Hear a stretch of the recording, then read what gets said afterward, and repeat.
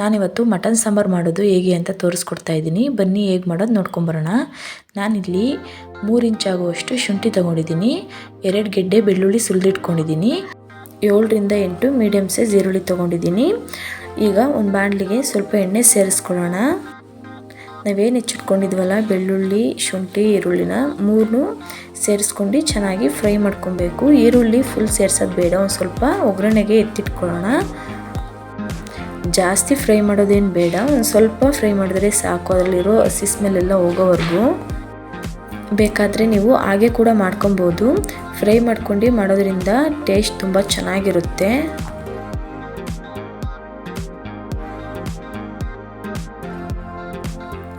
ಸ್ವಲ್ಪ ಫ್ರೈ ಆಗಿದೆ. ಈಗ ಅದಕ್ಕೆ ಒಂದು 1/4 ಟೀ ಸ್ಪೂನ್ ಆಗುವಷ್ಟು ಅರಿಶಿನ ಪುಡಿ, ಒಂದು 1/4 ಟೀ ಸ್ಪೂನ್ ಆಗುವಷ್ಟು ಮೆಣಸಿನ ಪುಡಿ ಸೇರಿಸ್ಕೊಂಡು ಮತ್ತೆ ಅದನ್ನ ಫ್ರೈ ಮಾಡ್ಕೊಳ್ಳೋಣ.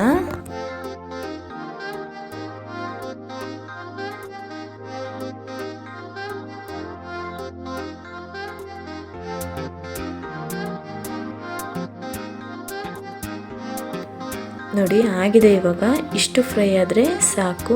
ಇದನ್ನು ತಣ್ಣಗಾಗಕ್ಕೆ ಬಿಡೋಣ. ಈಗ ನಾನಿಲ್ಲಿ ಒಂದು ಫುಲ್ ತೆಂಗಿನಕಾಯಿ ತಗೊಂಡು ತುರಿದಿಟ್ಕೊಂಡಿದ್ದೀನಿ. ಅದನ್ನು ಒಂದು ಮಿಕ್ಸಿ ಜಾರಿಗೆ ಸೇರಿಸ್ಕೊಳ್ತಾ ಇದ್ದೀನಿ.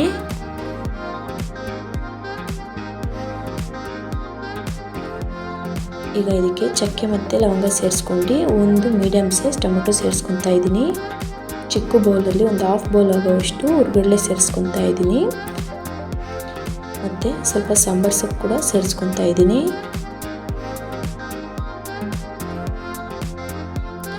ಒಂದು ದೊಡ್ಡ ಸ್ಪೂನಲ್ಲಿ 2 ಸ್ಪೂನ್ ಆಗುವಷ್ಟು ಧನಿಯಾ ಪುಡಿ ಸೇರಿಸ್ಕೊತಾ ಇದ್ದೀನಿ. ಅದೇ ಸ್ಪೂನಲ್ಲಿ 2 ಸ್ಪೂನ್ ಆಗುವಷ್ಟು ಖಾರ ಪುಡಿ ಸೇರಿಸ್ಕೊತಾ ಇದ್ದೀನಿ. ಇದನ್ನು ಚೆನ್ನಾಗಿ ಸಣ್ಣಕ್ಕೆ ರುಬ್ಕೊಬೇಕು. ಆವಾಗಲೇ ಶುಂಠಿ, ಬೆಳ್ಳುಳ್ಳಿ, ಈರುಳ್ಳಿನ ಹುರಿದಿಟ್ಕೊಂಡಿದ್ವಲ್ಲ ಅದನ್ನು ಪೇಸ್ಟ್ ಆಗೋಂಗೆ ರುಬ್ಕೋಬೇಕು. ಇಲ್ಲಿ 3 kg ಆಗುವಷ್ಟು ಮಟನ್ ಇದೆ. ಚೆನ್ನಾಗಿ ತೊಳೆದಿಟ್ಕೊಂಡಿದ್ದೀನಿ. ಅದರಲ್ಲಿ 1 kgನ ತೆಗೆದಿಟ್ಕೊಂಡು 2 kg ಸಾಂಬಾರು ಮಾಡ್ತಾಯಿದ್ದೀನಿ. ಒಂದು ತಪ್ಪಲಿಗೆ ಒಂದು 2 ಟೇಬಲ್ ಸ್ಪೂನ್ ಆಗುವಷ್ಟು ಎಣ್ಣೆ ಹಾಕ್ಕೊಂಡು ಆಗಲೇ ಎತ್ತಿಟ್ಕೊಂಡಿದ್ವಲ್ಲ ಈರುಳ್ಳಿನ ಸೇರಿಸ್ಕೊಂಡು ಚೆನ್ನಾಗಿ ಫ್ರೈ ಮಾಡ್ಕೊಬೇಕು.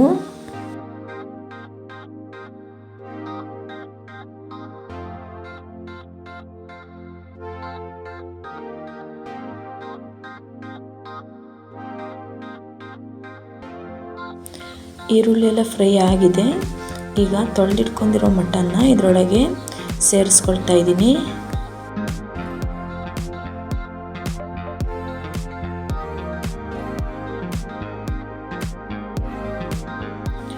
ಈಗ ಸ್ವಲ್ಪ ಅರಿಶಿನ ಪುಡಿ ಸೇರಿಸ್ಕೊತಾ ಇದ್ದೀನಿ. ಅರಿಶಿನ ಪುಡಿ ಹಾಕೋದ್ರಿಂದ ಅದರಲ್ಲಿರೋ ಹಸಿ ಸ್ಮೆಲ್ ಎಲ್ಲ ಹೋಗುತ್ತೆ. ಇದನ್ನು ಚೆನ್ನಾಗಿ ಮಿಕ್ಸ್ ಮಾಡ್ಕೊಳ್ಳೋಣ. ಇದಕ್ಕೆ ಒಂದು ಸ್ವಲ್ಪ ಹಳ್ಳುಪ್ಪು ಸೇರಿಸ್ಕೊತಾ ಇದ್ದೀನಿ. ಒಂದು 2 ಸ್ಪೂನ್ ಆಗುವಷ್ಟು ಸೇರಿಸ್ಕೊಳ್ಳಿ ಸಾಕು. ಹಳ್ಳುಪ್ಪು ಹಾಕೋದ್ರಿಂದ ಮಟನ್ನು ಬೇಗ ಬೇಯುತ್ತೆ. ಇದನ್ನು ಒಂದು ಸತಿ ಚೆನ್ನಾಗಿ ಮಿಕ್ಸ್ ಮಾಡ್ಕೊಂಡು ಬೇಯಿಸ್ಕೊಳ್ಳೋಣ. ನೋಡಿ ಬೇಯೋಕೆ ಇಟ್ಕೊಂಡಿದ್ದೆ. ಈಗ ಇದು ಬೆಂದಿದೆಯೋ ಇಲ್ವಾ ಅಂತ ಒಂದು ಸತಿ ಚೆಕ್ ಮಾಡ್ಕೊಳ್ಳೋಣ. ಬೆಂದಿದೆ ಸಾಕು. ಮಟನ್ ಅಷ್ಟೇನು ಬರುತ್ತಿರಲಿಲ್ಲ, ಎಳೆದಾಗಿತ್ತು. ಹಾಗಾಗಿ ನಾನೊಂದು 1/2 an hour ಬೇಯಿಸ್ಕೊಂಡೆ ಅಷ್ಟೇ. ಈಗ ಇದಕ್ಕೆ ನಾವು ರುಬ್ಬಿಟ್ಕೊಂಡಿದ್ವಲ್ಲ ಈರುಳ್ಳಿ ಪೇಸ್ಟು ಸೇರಿಸ್ಕೊಂಡು ಒಂದು 5 ನಿಮಿಷ ಇದರಲ್ಲಿ ಚೆನ್ನಾಗಿ ಬೇಯಿಸ್ಕೊಳ್ಳೋಣ. ಆಲ್ರೆಡಿ ಮಟನ್ ಬೆಂದಿದೆ, ಜಾಸ್ತಿ ಹೊತ್ತು ಬೇಯಿಸೋದೇನು ಬೇಡ. ಒಂದು 5 ನಿಮಿಷ ಬೇಯಿಸಿದ್ರೆ ಸಾಕು. ಇವಾಗ 5 ನಿಮಿಷ ಆಗಿದೆ ಸಾಕು. ಆಗಲೇ ರುಬ್ಬಿಟ್ಕೊಂಡಿದ್ವಲ್ಲ ಖಾರನ ಅದನ್ನು ಸೇರಿಸ್ಕೊತಾ ಇದ್ದೀನಿ. ಜಾರಲ್ಲಿ ಸ್ವಲ್ಪ ಖಾರ ಇತ್ತು, ಹಾಗಾಗಿ ಅದಕ್ಕೆ ನೀರು ಸೇರಿಸ್ಕೊಂಡು ಹಾಕ್ಕೊಂಡೆ.